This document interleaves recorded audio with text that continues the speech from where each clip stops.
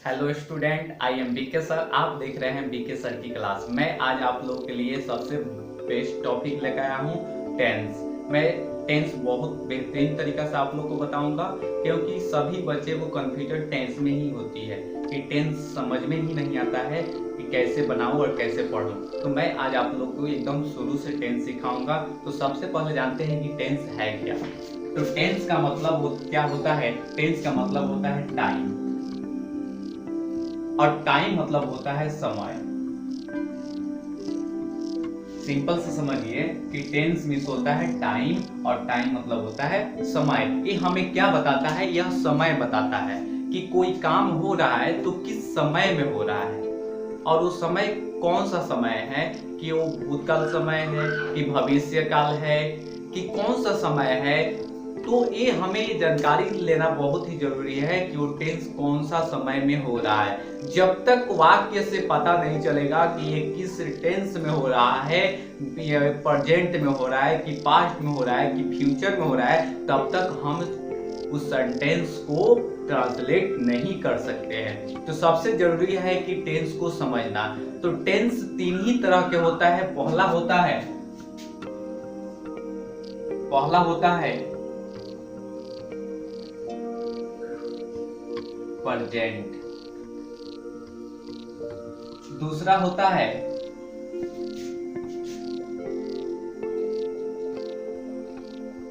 Past, और तीसरा होता है फ्यूचर।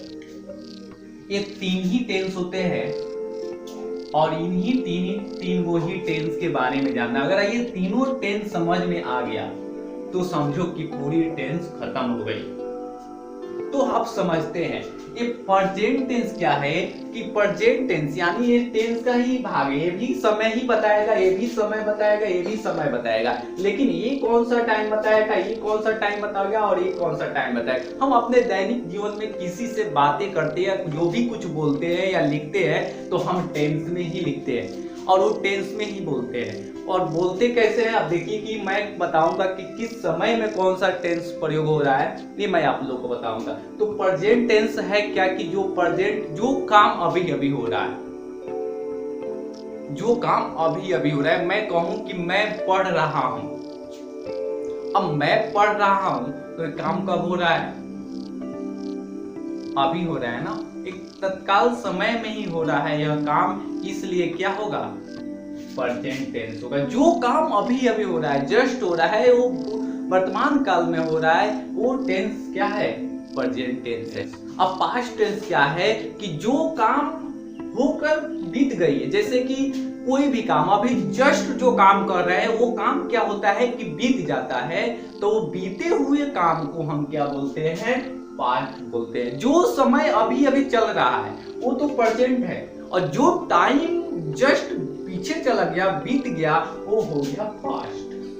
कुछ ऐसे भी समय होते हैं जो आने वाले होते हैं। जैसे मैं कहूंगा कि मैं कल दिल्ली जाऊंगा।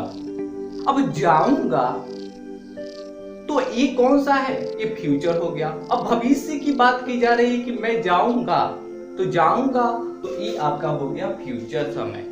यानी तीन ही समय हुए। एक ऐसे समय जो अभी अभी चल रहा है, एक ऐसे समय जो बीत गया है, एक ऐसे समय जो आने वाला है।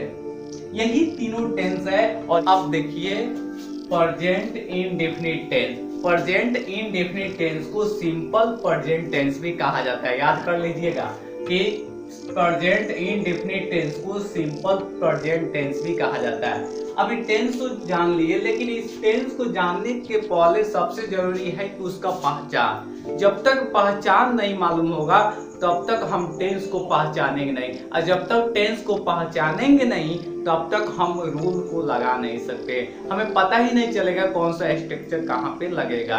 तो सबसे पहले जरूरी है पहचान को जानना। तो इसका पहचान होता है कि जिस हिंदी वाक्य के अंत में ता है, ती है, ते है, ताहू आदि रहे, तो उस वाक्य को सिंपल प्रेजेंट टेंस कहते हैं। यानी ध्यान से समझिएगा, और इस पहचान को याद रखना बहुत ही जरूरी है कि जिस हिंदी वाक्य के अंत में ता है, ती है, ते है, ता हूं, तो उस वाक्य को हम क्या कहेंगे? Present indefinite tense. अब इसका स्ट्रक्चर देखते हैं पॉजिटिव का। पॉजिटिव यानी आप लोग पढ़े होंगे अफर्मेटिव। अफर्मेटिव को ही पॉजिटिव कहा जाता है। अब इसका रूल क्या है? सबसे पहले लिखना क्या है? सब्जेक्ट, उसके बाद लिखना है वर्ब। अब वर्ब का कौन सा रूप? यानी वर्ब में जब एस या एस जोड़ते हैं तो वर्ब का पांचवा रूप बन जाता है। या तो V1 में एस या एस जोड़िए, या तो डायरेक्टली वर्ब का पांचवा रूप लिखिए। यानी V1 में एस या एस जोड़ते हैं तो वर्ब का पांचवा रूप बनता है। ये नियम आप लोग को बताऊंगा सिंगुलर से प्लूरल बनाने में। जैसे हम सिंगुलर से प्लूरल बनाते हैं, यानी कोई भी नाउन होता है और उस नाउन को हम सिंगुलर से प्लूरल जब बनाते हैं तो सिंगुलर से प्लूरल बनाते हैं और जो नियम का प्रयोग करते हैं वही नियम यहाँ पे भी प्रयोग होता है। जैसे अगर कहे कि मान लो कि डॉग है और डॉग में हम एस जोड़कर क्या किए? प्लूरल बना दिए। इस डॉग में एस जोड़कर हम प्लूरल बनाए तो यहाँ पे नाउन है डॉग, और इस नाउन में क्या होता है कि नाउन में जब एस या एस जोड़ते हैं तो ये सिंगुलर होता है, प्लूरल बन जाता है। लेकिन वर्ब हमेशा प्लूरल होता है, जब उसको उसमें एस या एस जोड़ते हैं तो क्या होता है? सिंगुलर बन जाता है। तो वही नियम होता है, अंदर कुछ नहीं होता है। नाउन क्या होता है? सिंगुलर से प्लूरल बनता है और इसमें होता है प्लूरल से सिंगुलर। ऐसा इसलिए करते हैं कि इसमें क्या होते हैं, हम तो सब्जेक्ट को तो बदल नहीं सकते हैं, इसलिए सब्जेक्ट को नहीं बदल सकते हैं तो हम क्या करेंगे कि इसमें ऐसे ही बनाएंगे। आगे देखते हैं कि रूल क्या है कि मेरा सब्जेक्ट, उसके बाद से वर्ब में एस या एस प्लस ऑब्जेक्ट। अब बनाएंगे कैसे? सिंपल से ध्यान दीजिए। अब खोजेंगे कि इसमें सब्जेक्ट कौन है। अब सब्जेक्ट इसमें कौन है भाई? वह है या स्कूल जाता है, इसमें सब्जेक्ट कौन है? जी हाँ, आपने सही सोचा, यानी सब्जेक्ट है वह। अब ये पहचानते कैसे हैं? अब पहचानेंगे कि जो काम कर रहा है ना, जो काम करता है, उसी को हम क्या बोलते हैं? सब्जेक्ट बोलते हैं। तो इसमें काम कौन कर रहा है? वह कर रहा है, यानी स्कूल जाने का काम वह कर रहा है, इसलिए वह क्या है? सब्जेक्ट है। और सब्जेक्ट को सबसे पहले लिखेंगे ही।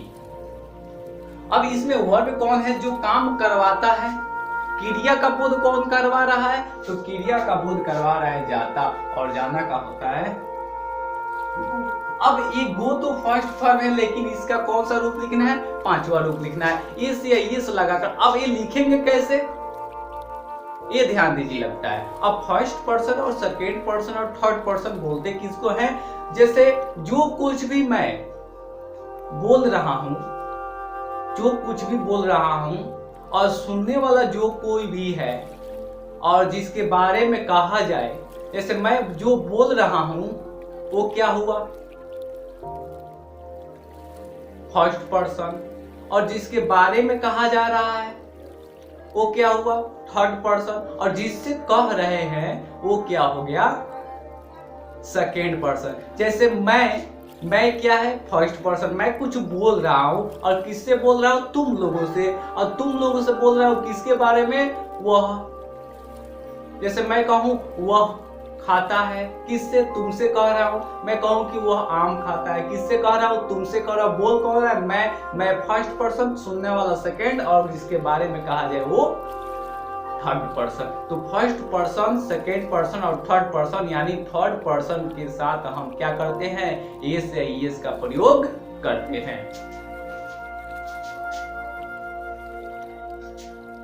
अब यहाँ पे हो गया। अब उसके बाद क्या है कि जाता है तो he goes to कहाँ? स्कूल। अब इसको बनाइए। इसमें सब्जेक्ट कौन है? मैं का आई, जाना का गो। यस लगा दे? नहीं, क्योंकि ये क्या है? फर्स्ट पर्सन है ना, जो थर्ड पर्सन आएगा उसके साथ एस या एस लगाना है, फर्स्ट के साथ नहीं लगाना है, इसलिए हम यहाँ पे एस या एस नहीं लगाएंगे। आई गो टू स्कूल।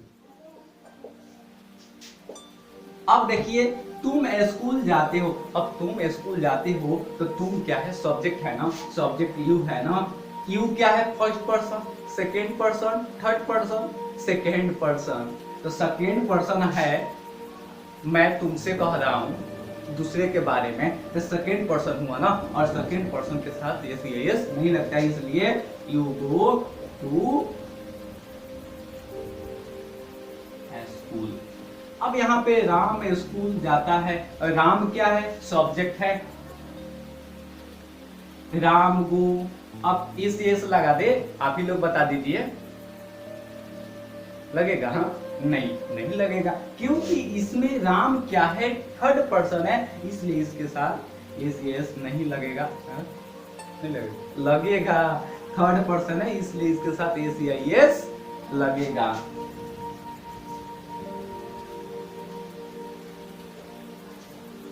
अब यहाँ पे देखिए, मोहन और सोहन स्कूल जाता है। अब मोहन और सोहन स्कूल जाता है तो Mohan and Sohan go to school.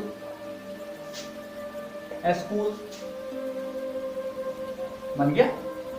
आप लोग के दिमाग में चल रहा होगा कि नाम है, यहाँ पे नाम में सर गोज कर दिए, यहाँ पे नाम है तो यहाँ पे गो क्यों किए हैं, क्योंकि यहाँ पे अब ये दो लोग हो गए। अब ये क्या हो गए कि अब ये थर्ड पर्सन नहीं है, बल्कि अब ये दूसरे पर्सन में आ चुके हैं, इसलिए हम यहाँ पे गोज नहीं बल्कि गो का प्रयोग करेंगे। वे स्कूल जाता है, दे गोज नहीं, दे क्या है, थर्ड पर्सन नहीं है, इसलिए हम गो का गो ही ध्यान देंगे, और टू स्कूल। अब हम लोग स्कूल जाते हैं, वी गो टू स्कूल। ये रहा आपका पॉजिटिव। अब देखिए इसका नेगेटिव सेंटेंस।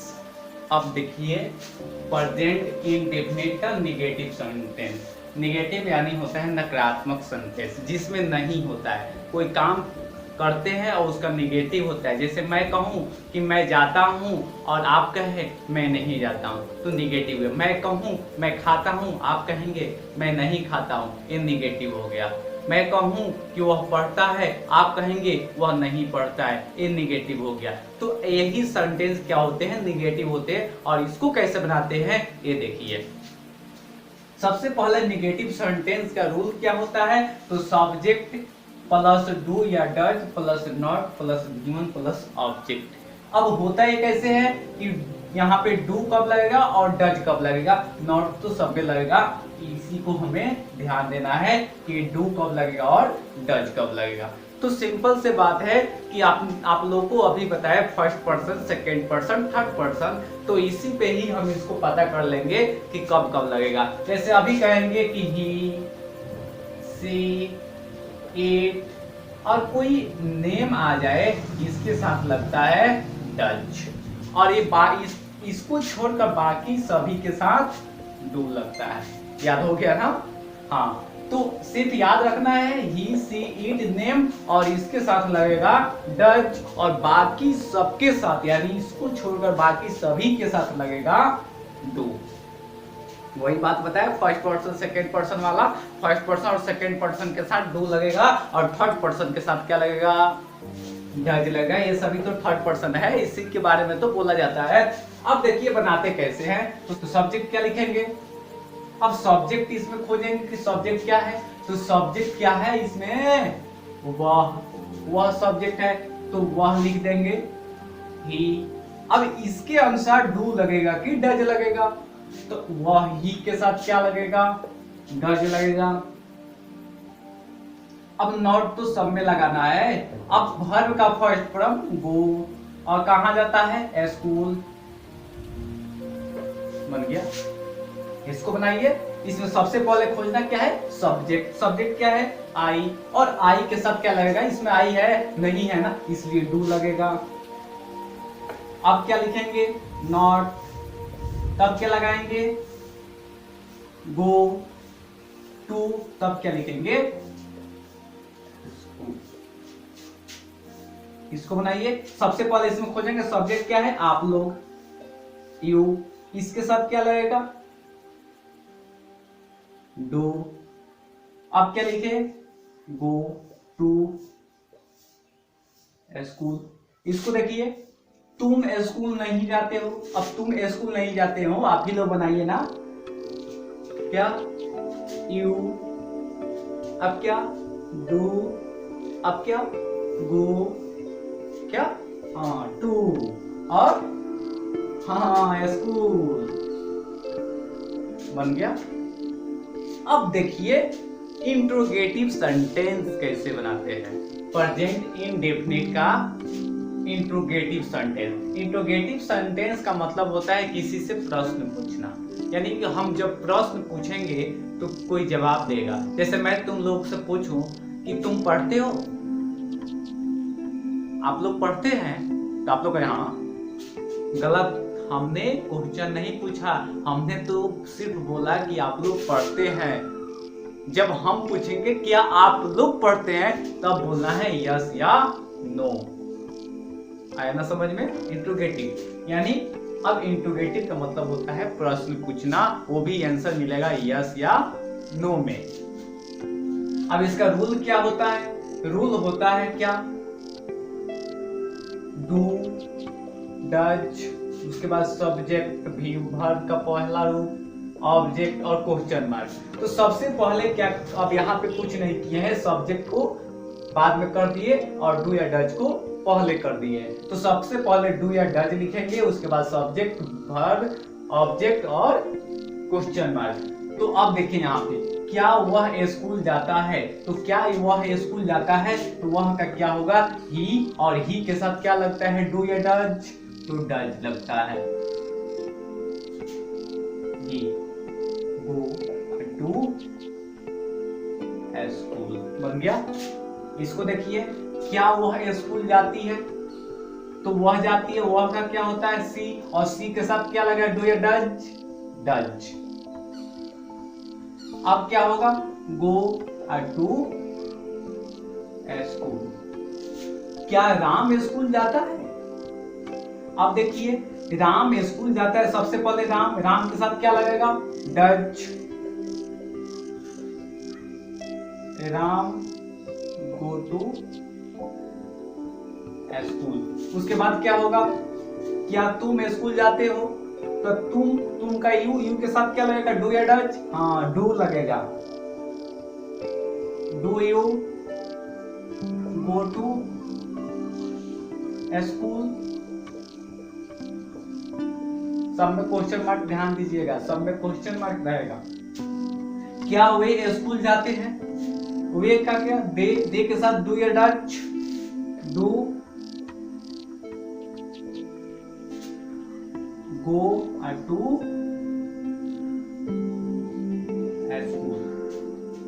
अब देखिए इंट्रोगेटिव और नेगेटिव सेंटेंस। अब इंट्रोगेटिव और नेगेटिव में क्या होता है कि इसमें नकारात्मक भी होते हैं और प्रश्नवाचक भी होते हैं, यानी इसमें प्रश्न भी पूछा जाता है और नहीं भी। जैसे मैं कहूं कि क्या तुम खाते हो, तुम कहोगे मैं नहीं खाता हूं। मैं कहूं कि तुम खाते हो, तुम कहोगे मैं नहीं खाता हूं। तो ऐसे वाक्य को इंट्रोगेटिव और नेगेटिव भी बोला जाता है। जैसे कहेंगे क्या तुम नहीं खाते हो, क्या तुम नहीं जाते हो, क्या तुम नहीं पढ़ते हो, क्या तुम नहीं बोलते हो। तो ऐसे वाक्य को बोलेंगे हम इंट्रोगेटिव नेगेटिव सेंटेंस। अब इसका रूल क्या होता है, डू या does, subject, not, verb, object और क्वेश्चन मार्क। अब सबसे पहले क्या लिखना है, डू या डज लिखना है। क्या वह स्कूल नहीं जाता है, तो सबसे पहले क्या, डू या डज, तब सब्जेक्ट किसके अनुसार, तो सब्जेक्ट के अनुसार। सब्जेक्ट क्या है, वह के साथ क्या लगेगा, डज लगेगा। अब उसके बाद ही, उसके बाद नॉट, उसके बाद गो टू स्कूल। क्या आप लोग स्कूल नहीं जाते हैं, तो सबसे पहले क्या, डू या डज, किसके अनुसार, सब्जेक्ट का अनुसार। सब्जेक्ट क्या है, आप लोग, यू, इसके अनुसार डू। अब उसके बाद क्या आएगा, नॉट, नॉट तो सब में आएगा, गो टू स्कूल। क्या गोलू स्कूल नहीं जाता है? तो सबसे पहले सब्जेक्ट क्या है? गोलू। गोलू का आंसर क्या लगेगा? डज लगेगा। उसके बाद से नॉट, उसके बाद गो टू स्कूल। अब देखेंगे फैमिली WH वर्ड कि फैमिली WH वर्ड क्या होते हैं। देखिए WH वर्ड में क्या होते हैं कि जिस हिंदी वाक्य के अंत में क्या, क्यों, कैसे, कहां, कब इत्यादि होते हैं तो उस वाक्य को WH वर्ड समझा जाता है। यानी जिस वाक्य के बीच में क्या, क्यों, कैसे, कब, कहां इत्यादि होते हैं तो उस वाक्य को WH वर्ड समझा जाता है। यानी सबसे पहले पढ़े क्या हम? पॉजिटिव। पॉजिटिव में सिंपल सा वाक्य होता है, जैसे मैं कहता हूं तुम स्कूल जाते हो। नेगेटिव में होता है तुम स्कूल नहीं जाते हो। अब इन दोनों से क्वेश्चन पूछता है कि क्या तुम स्कूल जाते हो, क्या तुम स्कूल नहीं जाते हो। यानी इंट्रोगेटिव दोनों से क्वेश्चन पूछेगा कि क्या तुम स्कूल जाते हो और क्या तुम स्कूल नहीं जाते हो। अब क्या होगा? तो इसका आंसर होगा यस या नो में। उसके बाद से क्या होगा कि अब क्या होगा कि WH वर्ड क्या कहेगा कि जाते हो तो कैसे जाते हो, जाते हो तो कहां जाते हो, जाते हो तो कब जाते हो, जाते हो तो क्यों जाते हो। अब ये क्वेश्चन पूछेगा कौन? WH word. तो इसको देखते हैं कैसे बनाएंगे। तो इसका WH वर्ड होते क्या है? क्या, क्यों, कब, कहां, कैसे, what, why, when, where, how. ये सभी क्या होते हैं? WH वर्ड है। इसमें और भी छूटे होंगे, देख लेना। अब उसके बाद से क्या होते हैं रूल कि WH वर्ड सबसे पहले लिखते हैं, उसके बाद से डू या डज लिखते हैं, तब सब्जेक्ट, तब वर्ब का पहला रूप, तब ऑब्जेक्ट। यही रूल है बनाने का। तो चलिए बनाते हैं। सबसे पहले WH वर्ड, इसमें खोजेंगे WH वर्ड क्या है। तो मैंने बताया था ना वाक्य यानी हिंदी वाक्य के बीच में क्या, क्यों, कब, कैसे। तो इसमें क्या है? कब है। कब का क्या होता है? व्हेन होता है। व्हेन और यहाँ पे डू या डज किसके अनुसार? सब्जेक्ट के अनुसार। सब्जेक्ट क्या है? वह के साथ क्या लगेगा? Does he go to school. बन गया। अब कह रहे वह क्यों स्कूल जाता है, बनाना है वह स्कूल क्यों जाता है। तो बनाएंगे क्या? सबसे पहले क्यों का क्या होता है। अब इसके अनुसार क्या लगाएंगे? WH वर्ड लगाएंगे। अब WH वर्ड लगा दिए। अब उसके बाद से क्या हुआ? अब इसमें डू या डज लगाएंगे। किसके अनुसार? सब्जेक्ट के अनुसार। तो वह के अनुसार डज क्या ही गो टू स्कूल। अब उसके बाद से मैं क्यों स्कूल जाता हूं। अब मैं क्यों स्कूल जाता हूं इसको बताने के सबसे पहले WH वर्ड क्यों का क्या होता है? व्हाई। उसके बाद से डू या डज किसके अनुसार? सब्जेक्ट के अनुसार। तो do I go to school.